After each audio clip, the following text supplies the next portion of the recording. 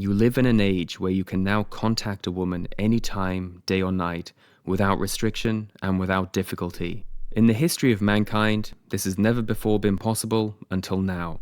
Our ability to communicate 24/7 has made the dating game a whole lot easier, yet it's also brought with it a whole new set of problems.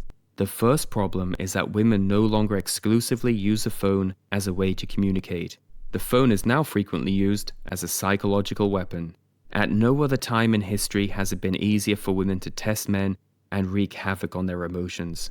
Women know that if they can unsettle a man, there's a good chance they'll be able to expose his insecurities and find out just how confident he really is.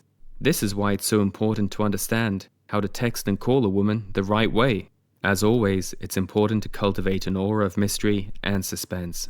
Most men remain ignorant of the fact that longer messages only make them look more responsive and thus more desperate. This does nothing to raise a woman's attraction or cultivate an aura of mystery. The same applies to talking on the phone for hours on end. As with all areas of seduction, less is more. There are, after all, only so many things you can say to a woman before she knows everything about you. If you try to get too close to a woman too soon, you run the risk of giving away too much information. You become a known quantity, and while this brings with it the elements of safety and security, it does nothing to build a sense of intrigue and fascination. If a woman is interested in you, she'll be in touch. You don't raise a woman's attraction by sending her lots of messages and calling her on the phone. To get a sense of whether a woman is interested in seeing you or not, all you have to do is send her one message and wait for her to respond. If you receive no reply from your initial message, there's no point sending another message in a desperate attempt to try and win her over. Only when a woman responds to your initial message should you respond with some light-hearted banter before using this as an opportunity to ask her out on a date. If for whatever reason a woman is unable to meet up with you, it's important to remain unaffected by her response.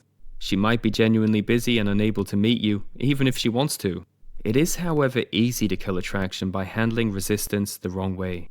You might interpret a woman's initial resistance as a sign of rejection. This is the moment most men become hyper-responsive, bombarding women with messages and phone calls without waiting for a response. The rules of attraction dictate that you should never display too much interest in a woman too soon to preserve your value and create an aura of mystery. One sure way to kill attraction is to send too many messages without giving a woman enough time to respond. If you send too many messages without giving a woman the chance to respond, you're telling the woman that you want her more than she wants you, and that's never a good foundation for attraction.